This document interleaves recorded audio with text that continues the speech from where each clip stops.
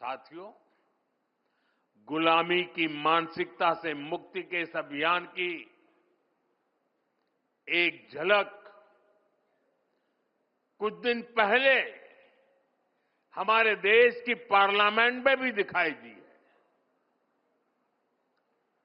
अभी संसद के शीतकालीन सत्र में सांसदों ने हिंदी और अंग्रेजी के अलावा दूसरी भारतीय भाषाओं में लगभग 160 भाषण दिए।